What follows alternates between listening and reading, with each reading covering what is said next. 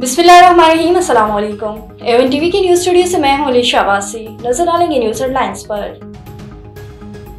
दूसरा वनडे कैंगरोज की 41 रन्स पर 2 विकेटें गिर गई।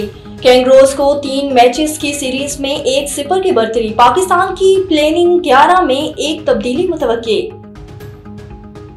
पंजाब जहरीली फिजा की लपेट में, लाहौर मुख्तलिफ मकामात पर AQI 1000 से भी ऊपर। मुल्तान, फैसलाबाद और दीगर शहरों में भी हालात खराब। फिजाई आलूदगी से जीना दो बार सांस लेने में भी दुश्वारी। पंजाब हुकूमत की शहरियों से मास्क पहनने और गैर जरूरी घरों से निकलने की appeal.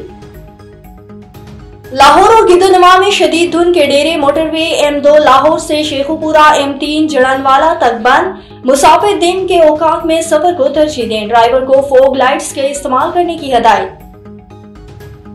Chief justice Yahya Afridi की जेर सदारत जुडिशल कमीशन का इजलास आज होगा। सिंध हाईकोर्ट के आईनी बेंच के लिए जजेस की नामजदगी मुतवक्के। सुप्रीम जुडिशल काउंसिल का इजलास भी आज होगा। जजेस के खिलाफ शिकायत का जायजा लिया जाएगा।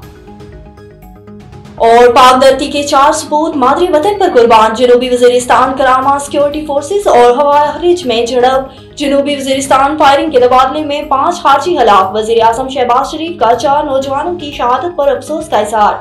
5 खारजी हलाक करने पर सिक्योरिटी फोर्सेस को खराज तहसीन।